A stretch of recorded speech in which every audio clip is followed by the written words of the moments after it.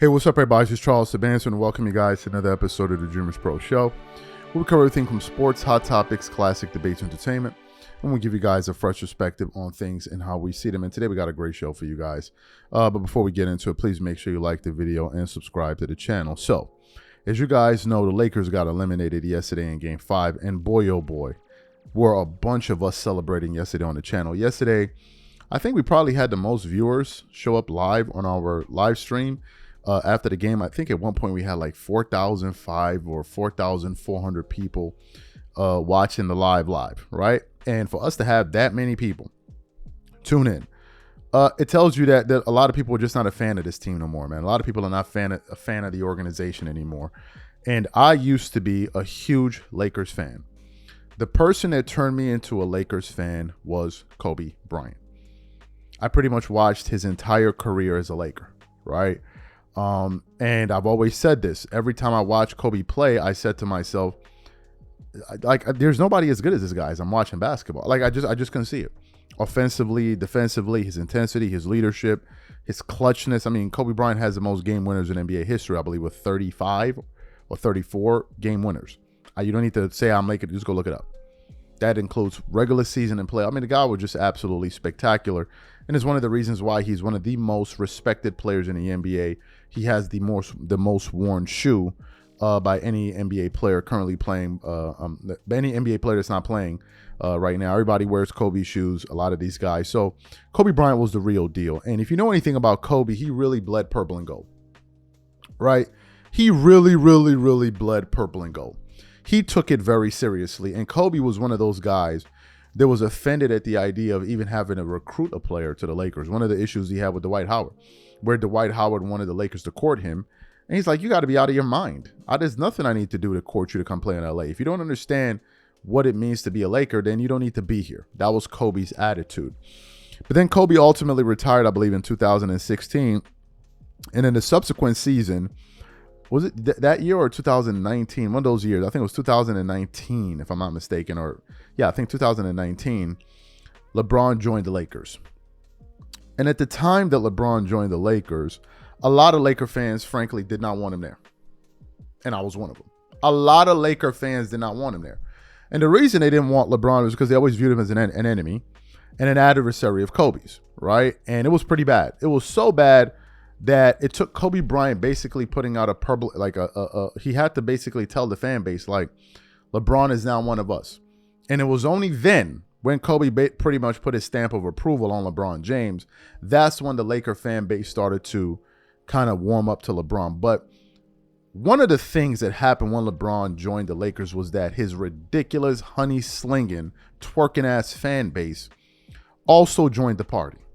And that was the beginning of the decline. Let me chronicle everything for you. LeBron came to this Lakers the first season. He warned everybody about a thunderstorm coming. Everybody went outside with their umbrella. It's not even a damn light drizzle. They didn't even make the playoffs. That's what happened the first season. Okay? Kind of reminiscent of, when Kobe, but actually I'll get to that a little bit later. So they missed the first season. The next season, they were able to acquire Anthony Davis, and they won the championship in the Orlando bubble. Every other season has either been the Lakers missing the playoffs or the Lakers getting bounced in the first round, with the exception of that first season with head coach Darvin Ham when they went to the NBA Western Conference Finals. And then this happens last night and they lose again. And at the end of the game, I don't have the sound, but Reggie Miller said it. At the end of the game, Reggie Miller then revealed that LeBron is the first Laker in the history of the Lakers to have a top 3 seed and lose in the and lose in the first round. Let me repeat. LeBron's Lakers, this team, was the first team in the history of the Lakers organization to be a 3 seed and lose in round 1. And as I'm sitting there thinking to myself, I'm like, this guy is actually tarnishing the legacy that Kobe Bryant helped build in LA. I mean, we're witnessing the erosion of the Lakers franchise. I read a report from the Athletic the other day. The Lakers are the 6th most desired location to be in terms of players want to play in LA. Nobody wants to play with the Lakers. Do you know why? Because whenever you're teammates with this guy, all that's going to happen is you're going to get the blame when everything goes wrong, and he somehow finds a way to always escape through. Then I woke up this morning, and something occurred to me. One of the things a lot of these twerking-ass LeBron fans like to say is, oh, man, Kobe lost in the first round. You know, Kobe lost because they're referring to the series when he lost in the first round against the number one, I believe it was the number 1 or number 2 Phoenix Suns when he was up 3-1. They lost that series. And then I think the other year when they had Rudy Tomjanovich, I think they didn't make the play. One of those years, right?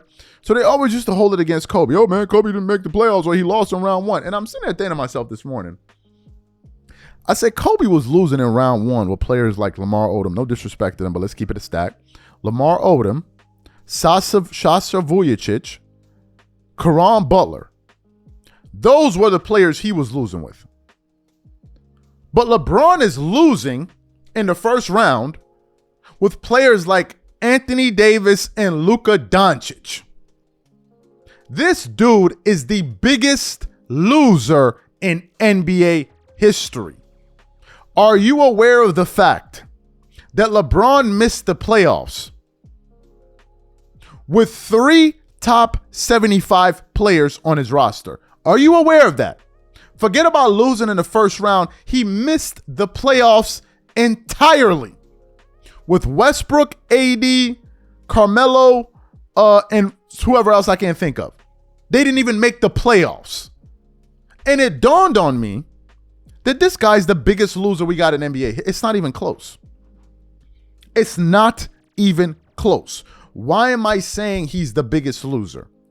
For this very purpose. If you look at the caliber of player that he is, right? Top 10 guy. And you look at the caliber of players he's played with, no one has under-delivered more than LeBron. Nobody. It's not even close. If you would compare him to Jordan, for example, and you look at the amount of help LeBron has had versus the help that Jordan had, and for him to have such an abysmal playoff record, finals record, it shows the real gap between the talent levels of Jordan and LeBron James. Let me distill it down for you guys. All of Jordan's all-star teammates, their combined all-star appearances are 10. Let me repeat it. All of Michael Jordan's teammates that were ever all-stars, their cumulative all-star appearances are 10. LeBron's teammates that were all-stars at one point or another, their cumulative all-star appearances is about 150. About 140 or 50 cumulative all-star appearances. Yet somehow, some way, this guy still finds a way to be 4-6. We said it in the live yesterday. LeBron is the Steve Jobs of losing. He always comes up with innovative ways to lose. Always. It's like just when you think he can't come up with a new way to lose, he shocks the world again.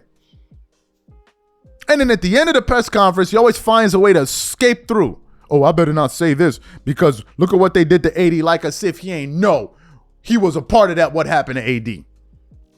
Always looking for ways to bend reality, and that's what his fan base does. The biggest loser in NBA history is LeBron James. That is already a disqualifying a trait for him to not even ever be mentioned as a top 5 player ever. When you lose as much as that, you cannot be a top 5 player. I'm sorry. Because if we scrutinize, look, let's just give you guys a top 5 list. Just pull one out of the air. Jordan, Kobe, Kareem, Magic Johnson, who else?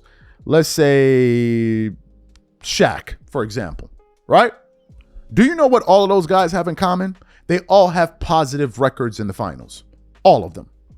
They all have winning records in the final. So then the question then becomes, if those guys all have winning records in the finals, why should we let you in? Why should we let you in? In terms of a player, there are players in that list that are just as impressive as you. So why do you get to get in the top 5? Why do you get to get in the top 5 when you are a notorious loser? How do you get to make it in? Jordan is 6-0. I think Kareem is 6-9 or 6-10 or something like that. Or 6-4, excuse me. Something like that. Magic, I think, is 5-7 or thereabout, or 8 or something like that. Kobe's 5-7. Shaq is what? 4 and I think 4-5 or 4-6 or something like that. All winning records, but here come Mr. 4-6. And then he wants to now, his fans want to shoo him in. If LeBron was as great as you guys say he is, why has he only been able to go to one NBA Finals since he's been in the West? Why is that? Why do you think that is? I thought he was great. I thought he was the GOAT. Do you know the reason why he's been unable to go to so many? Because the West has always been better. Period. And when you get to the Wild Wild West, you now realize all that twerking and hollering and screaming and honey slapping ain't gonna work. This dude is destroying the legacy Kobe built. Kobe's decline came when he got injured. Prior to that, the year when he was 34 years old, they was calling son Vino. Vino. And let me tell you the difference between a Kobe Bryant guarantee and a weak-ass LeBron James guarantee. LeBron talking about, oh, there's a thunderstorm coming. They missed the playoffs entirely. Kobe says, book it, we're going to make the playoffs, and they made the playoff. That is the fundamental difference between these two guys. One is a total joker, and the other one is a real deal. Kobe losing in the first round with Lamar Odom and Caron Butler. LeBron losing in the first round with Russell Westbrook, Anthony Davis, Luka Doncic. Those are the caliber of players he loses with. A total joke and a disgrace. So I'm one of the people saying it's time for him to leave the Lakers. Go to another franchise and screw it up. We've had enough. It's enough. You've done enough. The real fans want to come back. Let's get these twerking ass LeBron fans up out of LA. Go somewhere else and go destroy another franchise. It's time for you guys to go. And the day that they leave is going to be a glorious day. The real Laker fans are sitting on the top of the hill with binoculars looking at Staples Center. And we all just sitting there like, yeah, they still in there. They still twerking. Yeah, they still twerking. And the day that they leave, we all going to march onto a Staples Center. We're going to walk in, and the first thing we got to do is fumigate the damn place because of all of the honey slinging that will be falling from the damn ceilings. We're going to be walking through the aisles. You're going to see tables shaking. They under the table twerking. You walking through the aisles, your feet sticking to the floor. Honey is everywhere. And when we finally fumigate the building and get these twerking ass honey bears up out of here, then finally we can root for the franchise. But this dude refuses to leave. He refuses to leave. Go home. We're tired. Go home. Go home. Enough is enough. You've done enough. My God. And you got the nerve to talk about his delusional ass fan. Man, you know, you know. I think LeBron James should have a statue. My ass. A statue. He should have a broomstick right in front of the building to use to sweep him and his disgusting ass fan base up out of there. A statue. Yeah, is LeBron an all-time great? How is he an all-time great Laker? It's just been nothing but chaos since this guy's been there. Luka goes to the finals with Kyrie, gets to LeBron in LA, out in round 1. Unbelievable. Time for this dude to go, man. We sick of him. Just leave, please. Just go somewhere else. Oh.